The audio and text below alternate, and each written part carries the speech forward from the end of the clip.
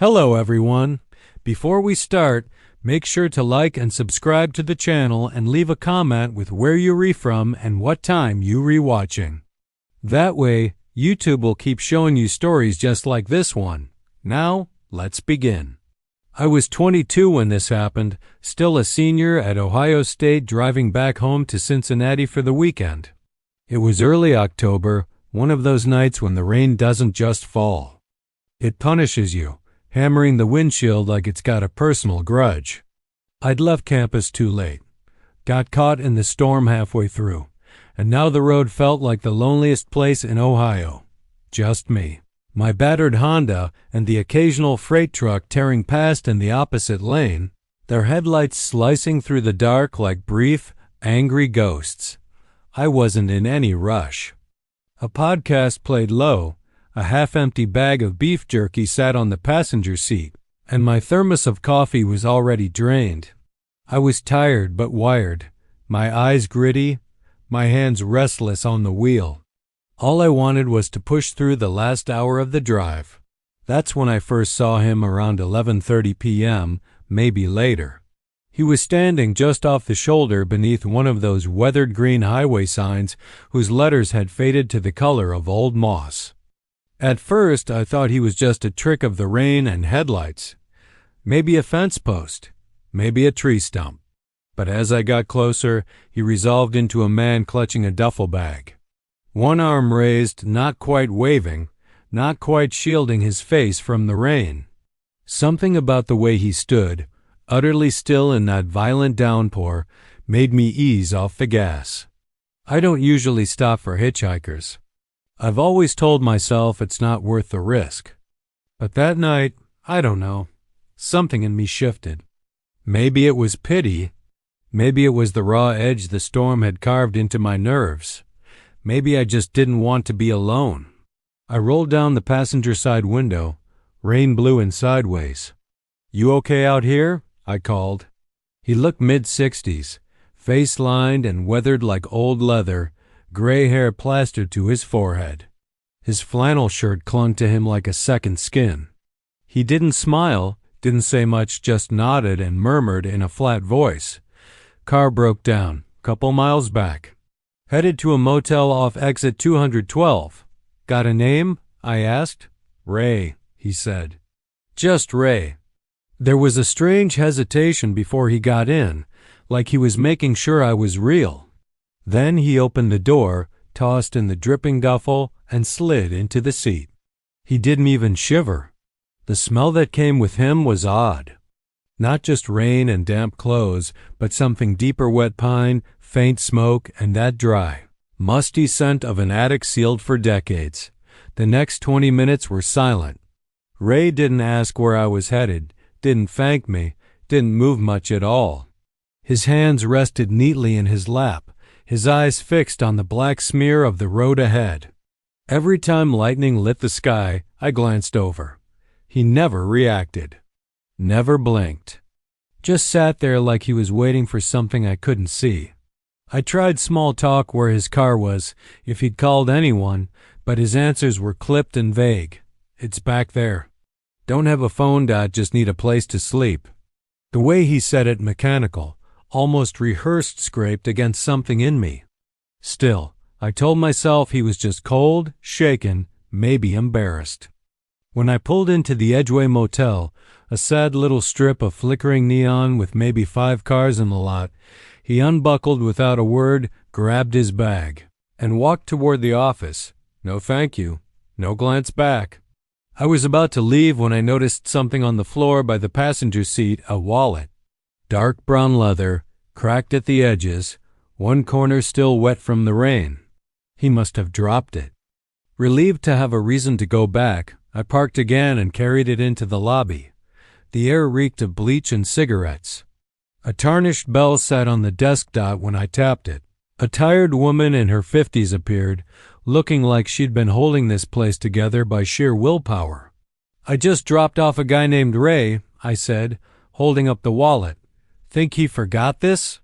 She tilted her head, frowning. "What room is he in?" "Not sure," I said, "but he walked in maybe 5 minutes ago." Something in her face changed. She went pale for just a second, then stepped back like I'd said something dangerous. "What did he look like?" she asked. I described him. Older guy, gray flannel, gray hair, mid-60s, had a duffel bag. Quiet. She stared at me for a long moment. Then she gave a nervous laugh. "You're joking." "I'm not," I said. She leaned closer, her voice dropping low. "No one matching that description has checked in here for months, and the last person who did," she hesitated, "disappeared." A chill crawled up my spine. She vanished into the back and returned with a worn folder. Inside was an incident report. Taped to the page was a grainy photo, but clear enough. Same face. Same shirt, same duffel bag. My throat went dry.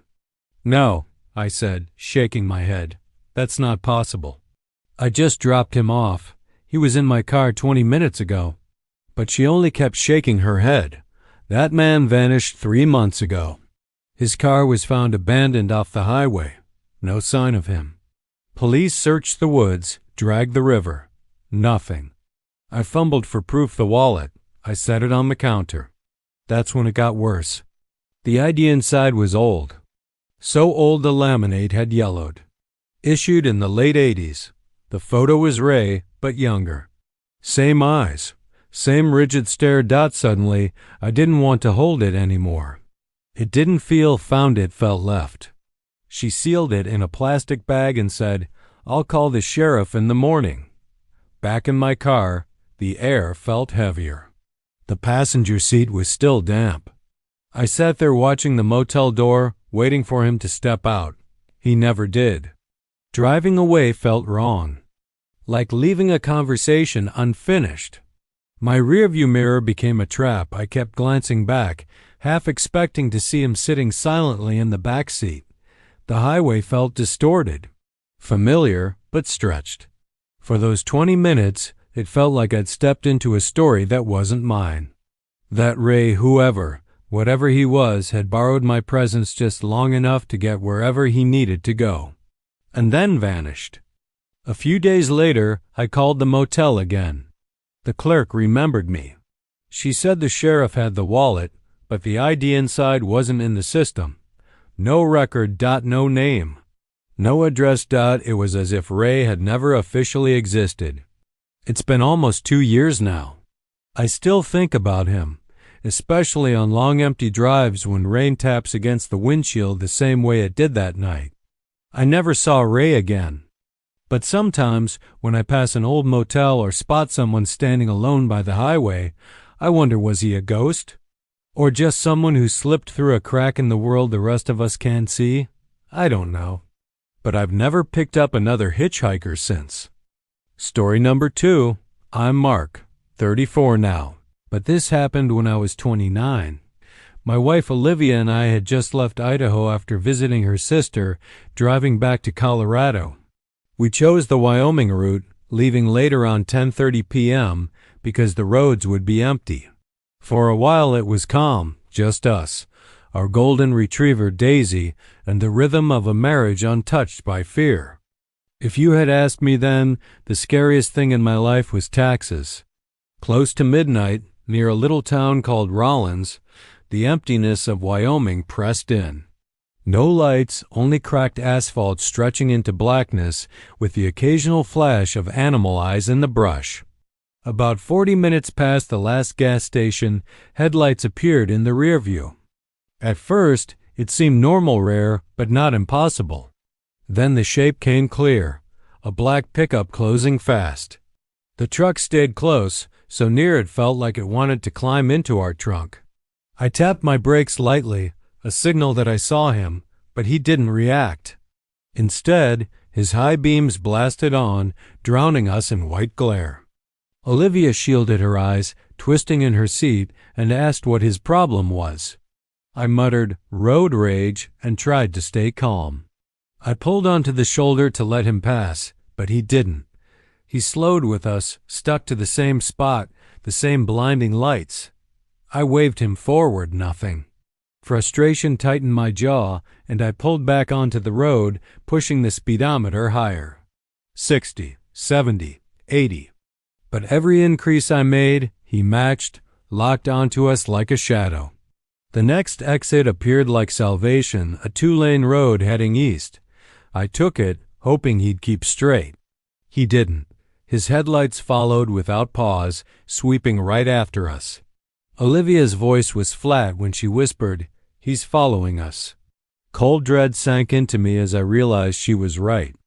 Out there, with no houses or signs, it became terrifyingly real.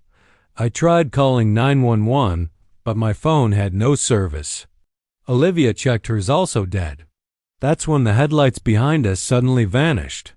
1 second they were there, the next it was pure blackness. No glow, no sound, nothing at all. Olivia's nails dug into my arm, her voice shaking as she asked, "Where did he go?" I had no answer. Then, without warning, bam, the lights blazed back on, closer than before.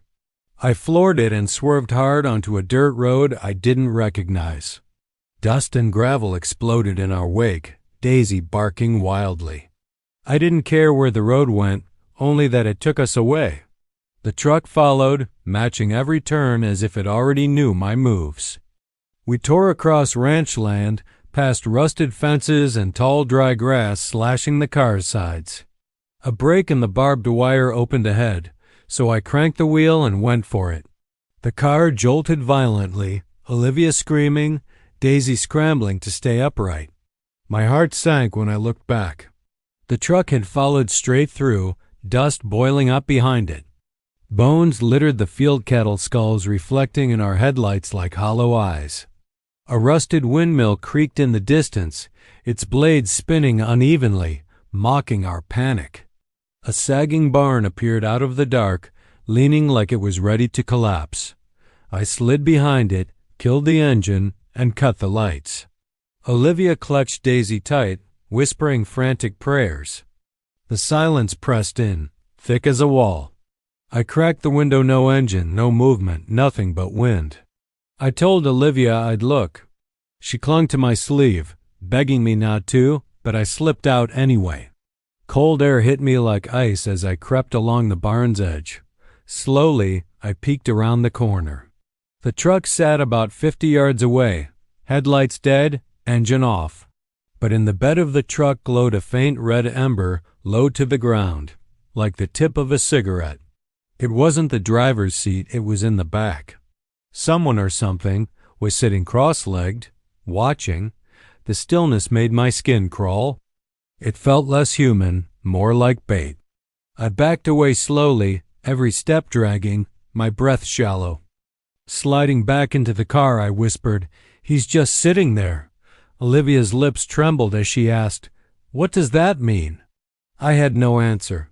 For 10 minutes we sat in silence, but the truck never moved. Only that red glow burned in the dark, steady and unblinking. Finally, Olivia said we should run. My instincts screamed no, but the gas gauge was nearly empty. We took Daisy, our phones, a flashlight, and slipped out the far side of the barn. The field stretched endlessly, every shadow alive, every gust carrying whispers. My nerves told me eyes were on us the entire time. At last, a dim porch light appeared ahead.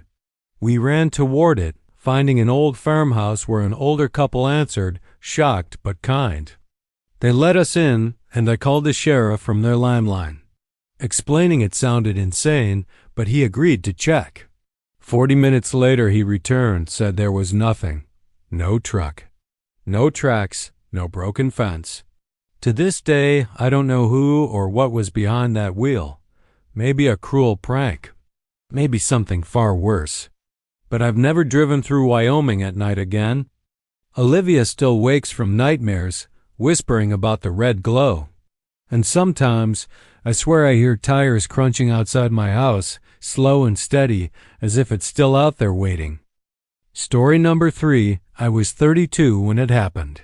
Early September in Texas, the kind of sticky heat that glues your shirt to your back before you've even had coffee. I had just started a solo road trip after walking away from a soul-sucking job and an even worse breakup in Austin. No finding myself. Nonsense. I just needed to get away from people. No real destination, just a vague plan to hit some state parks and maybe check out Marfa if I felt like it. My ride was a second-hand Ford Escape, still carrying the faint odor of the previous owner's cigarettes. A cooler full of snacks and lukewarm soda was wedged in the back seat. I had the kind of restless energy that makes you take detours just to see what is down a road you've never driven. That morning, I'd been on the highway since 7 Amana, the low hum of tires keeping my thoughts at bay. The only stop I made was a faded gas station near a town called Padet. The place looked half abandoned. One pump worked, the other was wrapped in yellow caution tape that swayed in the warm breeze. The convenience store smelled like old motor oil, powdered donuts, and something faintly metallic. As I topped off my tank, I noticed her. She stood near a silver sedan with its hood up, arms crossed, strands of damp hair stuck to her face. She wasn't looking at the engine, her eyes darted up and down the road like she was waiting for someone.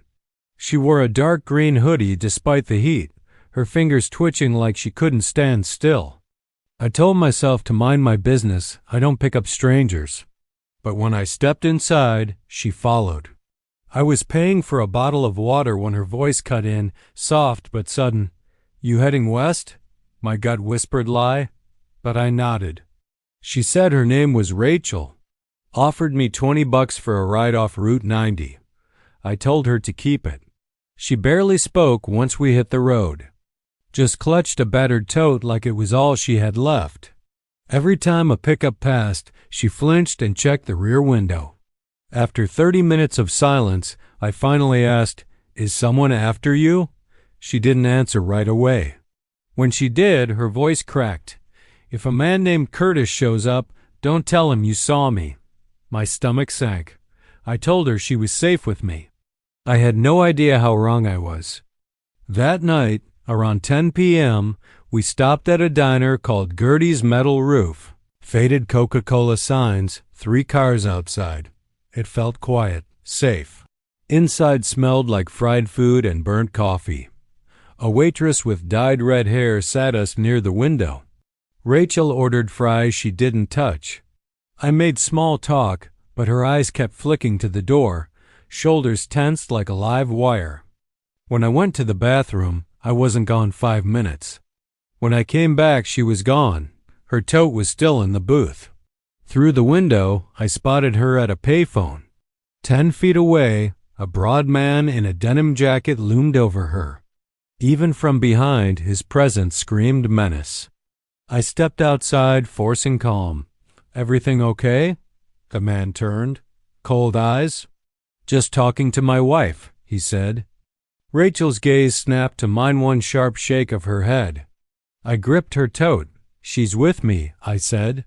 His lip curled, but his voice stayed flat. "You picked her up," he said. It wasn't a question. His gaze flicked to the tote. "Thanks for taking care of her. I'll take it from here." And then Rachel bolted running toward the back of the diner. I chased without thinking. Behind me, his boots pounded gravel. We hit the trees, branches clawing at my face. Rachel slid down into a drainage ditch, nearly twisting her ankle. I scrambled after her. His voice bellowed behind us, closer than I wanted to believe. The strip of woods was narrow, tangled. Rachel moved like she'd run it before, sharp turns and stumbles like muscle memory. My lungs burned. My heart hammered. Finally, we dropped into a dry creek bed littered with beer bottles and cigarette packs. We crouched under a fallen tree, breathing hard. "Was that him?" I whispered. She bit her lip until it bled, nodded once. Then her voice trembled. "He has a tracker. I didn't think he'd use it." "What kind of tracker?" I asked, dread rising. She pulled a phone from her hoodie pocket. "Not mine. His." "I thought I ditched it yesterday." My stomach flipped. "That's how he found us so fast." She hurled it against a rock, shattering it. Then she dug into her tote and pulled another phone hers. I didn't ask. I didn't want to know. We stayed quiet until the silence felt real. Then we slipped through scrubland, finally finding an abandoned trailer. Rachel shoved the tote under it. "If he finds me again, at least he won't get this," she whispered. "I didn't ask what was inside." "We'll get you safe," I told her. We circled back toward the diner, wide and cautious. No denim jacket. Either he'd gone inside or left. My keys were still in my pocket, thank God. From 20 feet away, I hit unlock. We sprinted to the car like convicts escaping. I gripped the wheel until my hands shook. We drove to Hondo, a bigger town with more people, more lights. I pulled into the police station, but Rachel grabbed my arm, panic sharp in her eyes. "No cops," she pleaded. "He's a volunteer firefighter. They know him. They won't help me." I believed her. Curtis hadn't looked at her like an angry boyfriend. He looked at her like property. So I took her to a rundown motel outside town. Paid cash. Gave her my backup phone. Wrote down shelters. She hugged me before I left, trembling, desperate. "Most people wouldn't have stopped," she whispered. I told her I was glad I did. And I meant it. Even through fear, even through chaos. That night, I drove another 100 miles before I pulled over and cried. Weeks later, I got a text from an unknown number. "I made it. Thank you." No name, no location. I read it 3 times, then deleted it. I didn't need to reply. I just needed to know. I haven't heard from her since. I don't know what happened to Curtis. I hope I never do. But every time I stop for gas in a small town, I see her face. I hear her voice. I remember the look in his eyes when she slipped away. It wasn't anger, it was fear. Because for once, someone he thought he owned got away. And I hope to God she stays gone. Story number 4? Back in late September 2019, I was working nights as a delivery driver for one of those third-party apps. I just moved to Nashville after dropping out of college, trying to figure out what the hell I was doing with my life. Nothing glamorous. Most of my nights were spent dropping off burgers and wings to drunk college kids or exhausted nurses halfway through a double shift. The kind of job that gives you way too much time to think and nowhere near enough money to stop worrying. That night, it was pushing 11:30 p.m. and I'd already decided I was done after one last drop. I just handed off an order at a roadside motel near the interstate when my phone pings. A decent payout, but the address was way out there. 40 minutes outside the city? Technically still in the delivery zone, but it might as well have been another state. No gate code, no delivery instructions, just a customer name, D. Monroe, and an address on a back road I didn't recognize. I hesitated. Orders usually popped up closer to downtown where you could see the skyline and the streetlights didn't just end. This one was the opposite, out toward the kind of country roads where the air feels heavier and the dark feels older. But I was tired, low on gas, and ready to be done. So, I hit accept. Swung by a 24-hour diner for the pickup and started the drive. The first leg was normal. Few turns off the highway, past a couple of closed gas stations and dark subdivisions. Then the streetlights thinned out until there weren't any. My high beams lit up more bugs than asphalt, and the road narrowed until it felt like the trees were pressing in, their branches tangled overhead. The GPS started acting up, lagging, spinning, rerouting me for no reason. My music cut out, leaving just the hum of the engine and the crunch of gravel when I hit the occasional shoulder. Finally, the GPS voice announced, "You have arrived." But there was no house, just a dirt driveway, barely wide enough for a single car disappearing into the woods. I sat there, foot on the brake, double-checking the screen. Same address, no mistake. The house had to be at the end. I eased in slowly, the gravel popping under my tires, branches scraped along the sides of my car, the sound too close, too sharp. No mailbox, no lights, just darkness thick enough to feel. After a couple of tight bends, I saw it. A farmhouse tucked far back, chipped white paint flaking off in big curls, roof sagging like it was exhaling its last breath. No porch light, no vehicles, no sound but my own engine. I pulled up, shut the car off, but left the headlights on. I can't explain why. Something in me just didn't want to lose the light. The air outside was damp and heavy, carrying that swampy, rotting wood smell you get near creeks. The porch steps sagged under my weight, boards creaking in protest. I knocked once, nothing. Knocked again harder and called, "Deliver for Monroe." Still nothing. I was halfway to leaving the bag on the porch when I heard it. A faint, sharp creak from inside like a floorboard under slow, deliberate weight. I froze. It wasn't the wind. "Hey," I called, my voice louder than I meant. "Just dropping off your order." No response. Then it came again. This time, not just one creak, but several. Slow, uneven steps moving across what I imagined were warped, dusty boards. Every instinct told me to turn around and go. But some part of me, against all reason, thought maybe it was just an old man taking his time, maybe hard of hearing. So I stepped off to the side, leaning toward a window. The glass was filthy, streaked in a way that made the light from my headlights smear and scatter. I could barely make out shapes inside until I saw it. A flicker of movement there and gone so fast I almost convinced myself I imagined it. My whole spine prickled cold. I backed toward the steps, voice tight. "All right," I said, forcing steadiness I didn't feel. "I'm leaving it here." I dropped the bag right there on the porch. Didn't wait for a tip. Didn't wait for anything. My hands were trembling as I turned and walked quickly back to the car, the boards groaning under each step. The second I slid inside, I slammed the locks down. My breath came in short, uneven bursts, and I could feel my pulse in my fingertips. I was about to throw the car in reverse when the porch light flickered. Not fully, just a quick dying zap, like a bulb trying and failing to wake up. Then darkness again. But in that fraction of a second, I saw something that still knots my stomach when I think about it. A silhouette inside the house standing in the hallway, motionless, watching. I couldn't see a face, just the long, tall outline of someone. They didn't move, didn't tilt their head, didn't step forward. We stared at each other, separated by my windshield and that dusty glass for what felt like an eternity, but must have been only a couple seconds. Then the light went dead and the shape was gone. I didn't think. I jammed the car into reverse so hard I nearly clipped a tree backing out. My tires spat gravel as I tore down that narrow driveway, the branches whipping against the side of my car like fingers trying to catch hold.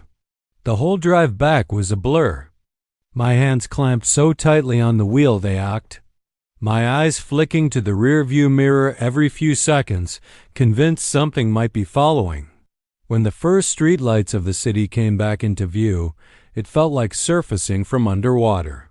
I pulled into a gas station, parked under the harsh white glow of the fluorescents, and just sat there breathing like I'd run a mile. My phone was still in the mount, the delivery app open. I went to mark the order as incomplete, only it was already marked delivered with a 5-star rating. The customer's name was gone, replaced by a blank space, no record, no history. It was like the order had never existed. That's when the real sickness set in.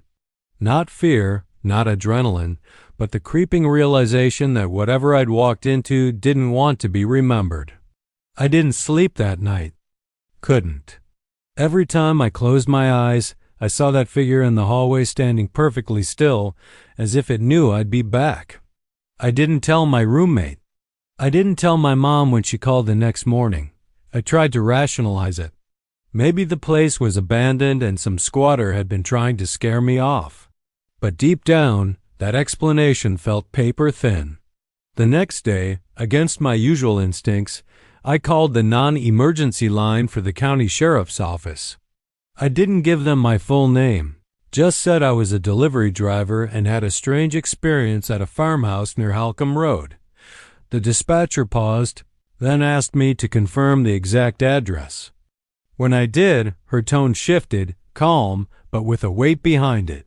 She told me I needed to come in and speak to someone in person. That made my skin crawl even more. I went the following day, meeting with a detective in a small windowless interview room. He didn't say much at first, just had me walk him through exactly what I'd seen, right down to the time. When I finished, he exhaled slowly and said the place had been under investigation for months. It had been seized just days before after a raid tied it to a string of kidnappings in the area. The farmhouse was supposed to be empty. No one was authorized to be there, but someone had come back.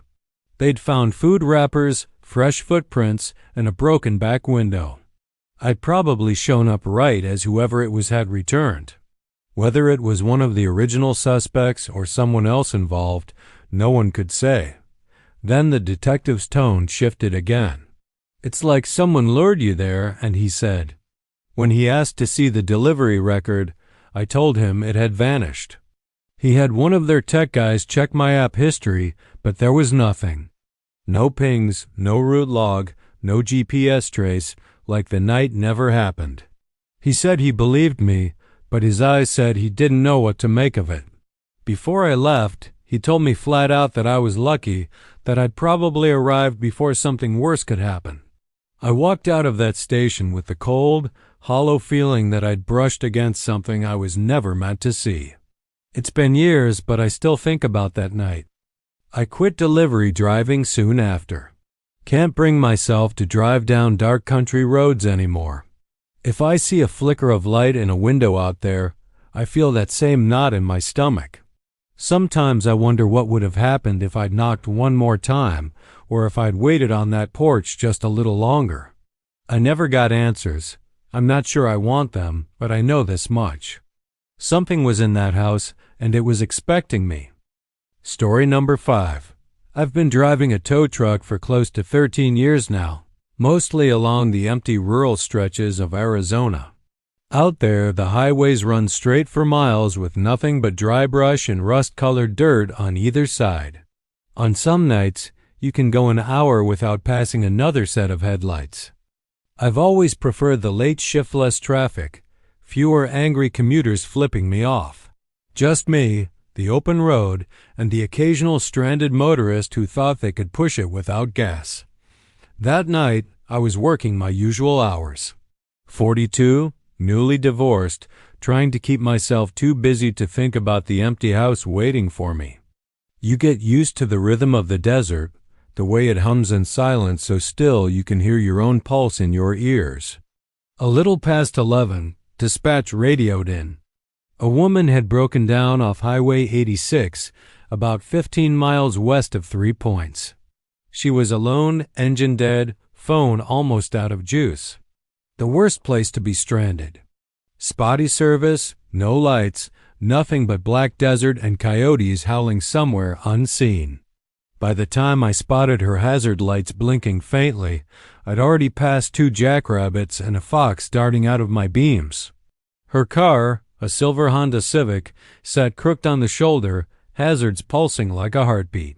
She stood beside it, arms wrapped tight around herself. Mid-20s maybe, messy dark hair in a loose bun, hoodie and leggings, not nearly warm enough for desert chill. She looked cold, but more than that, she looked scared. I stepped down from my truck and waved. "You the one who called for a tow?" She nodded, but didn't smile. My flashlight caught her hand shaking. "I'm Rick," I said, trying to sound easy. "We'll get you out of here." "Jamie," she replied softly, eyes darting down the highway with quick, nervous glances, like she was waiting for someone or hoping they wouldn't come. I popped her hood and found the issue right away. The battery cable had been loosened just enough to kill the engine. That doesn't happen by accident. I looked at her. "Anyone mess with your car before it stopped?" "No," she blurted too fast, shaking her head. Her eyes slid away. That's when I saw the bruise faint but there just under her jaw, half hidden by her hoodie. My gut tightened. I didn't push. "All right," I said evenly. "Let's get you hooked up." I'd barely secured the tow hook when headlights flared in my mirrors. A truck was coming too fast for this road. Jamie went rigid. Instinct made me step slightly in front of her. The vehicle skidded to a stop behind mine. An old blue pickup, early 2000s. The driver's door flew open before the engine even died.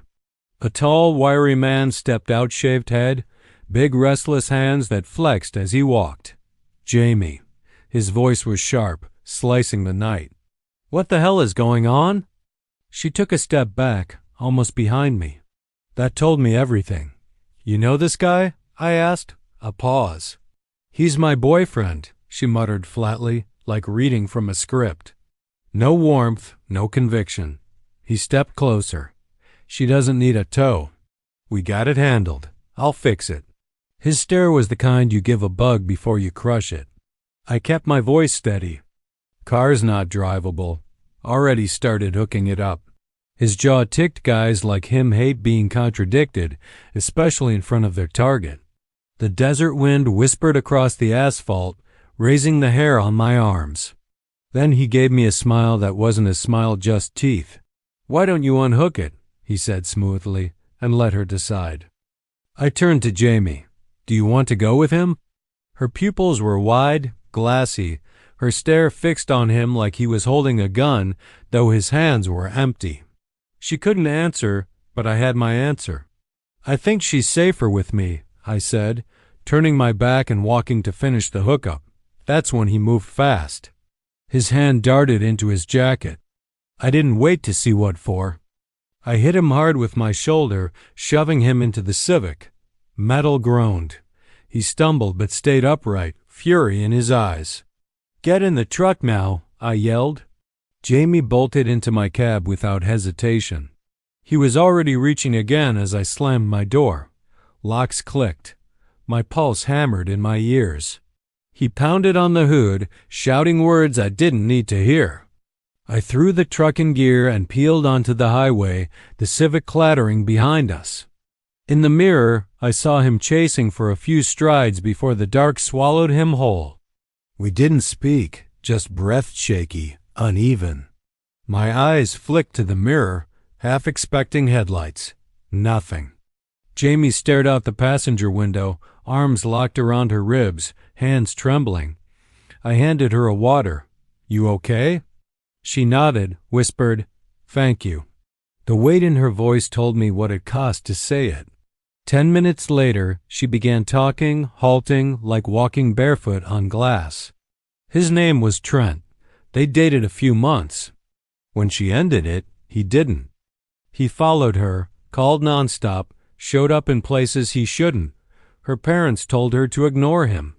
The cops said their hands were tied until he actually did something. That night she'd been driving to her sister's in Tucson. Her baby, thank God, was already with her mom. She hadn't told anyone she was leaving. Trent must have followed, loosened her battery while she was inside a gas station. We pulled into a small police station near Tucson just after 1 a.m. I walked her inside and told the officer exactly what happened. This time, they took it seriously. Maybe because I was there, maybe because she looked like she'd crawled out of a nightmare. When she finished her statement, she came out and hugged me. Not polite, not quick, but full and shaking. "You saved my life," she said.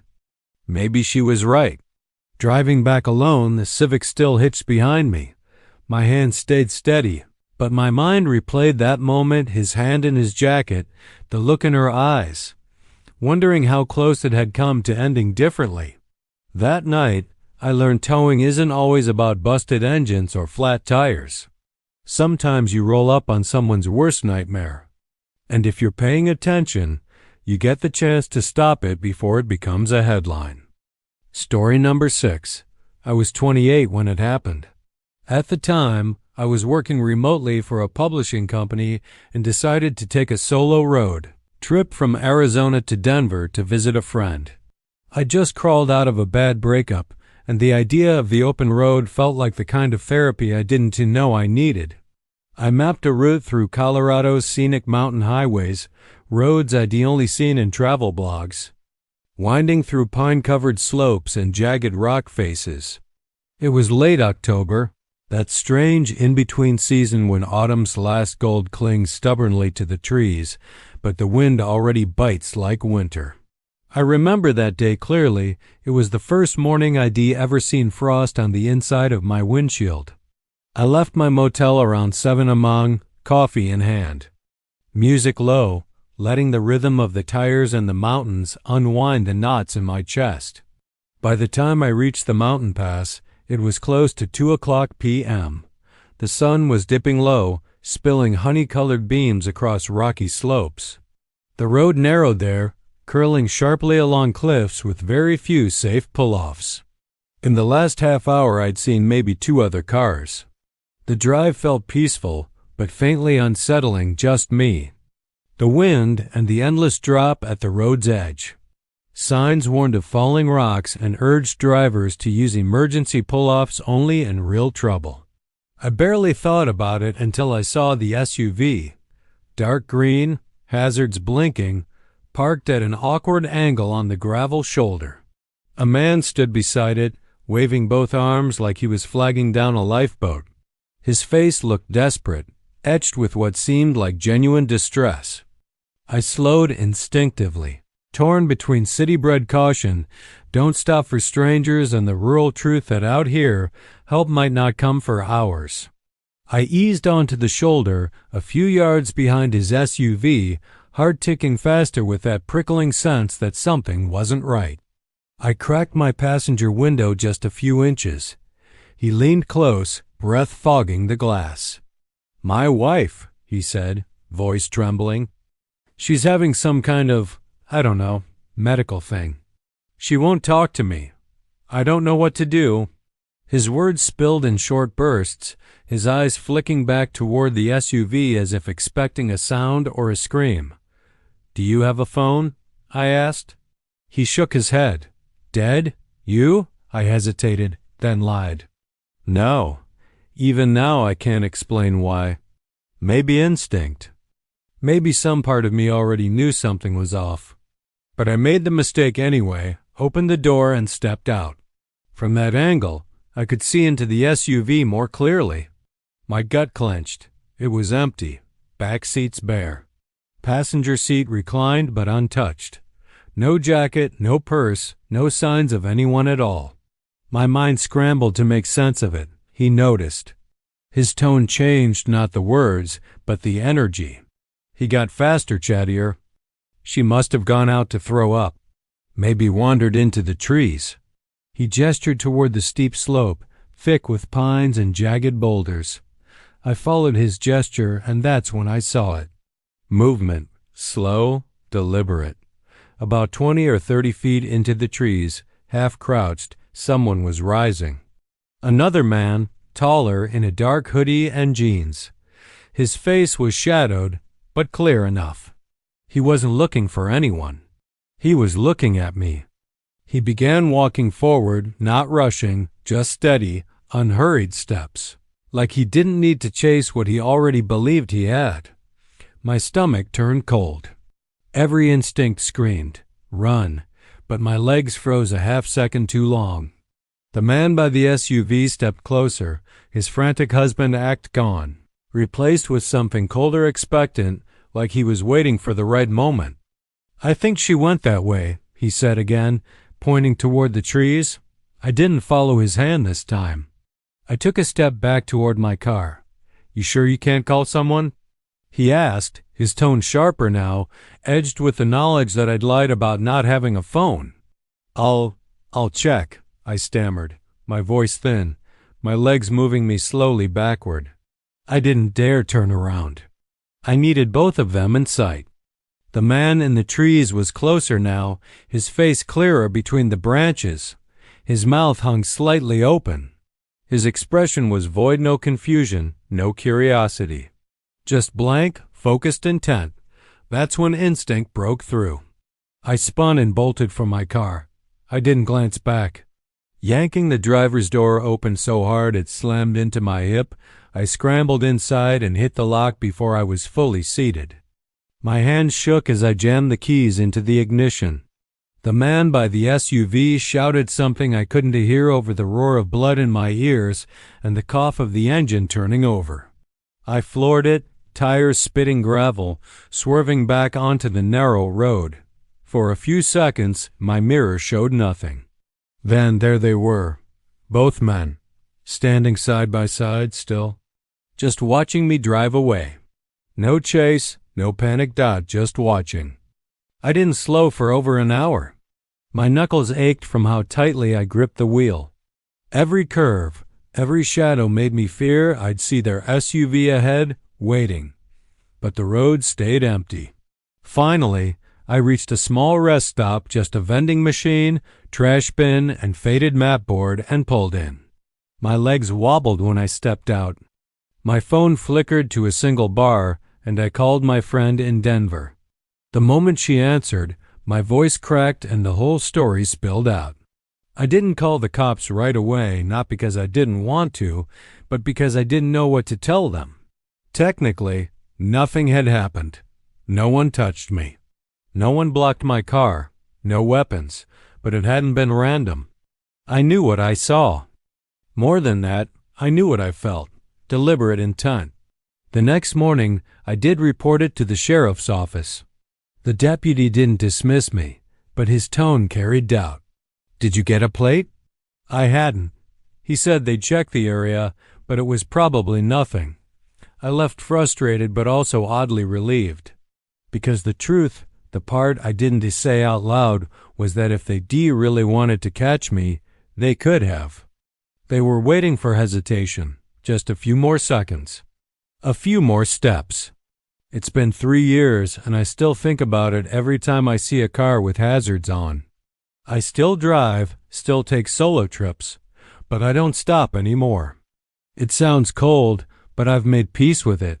I'd rather live with guilt than not live at all. I don't know who they were, what they planned, or how many others they tried it on.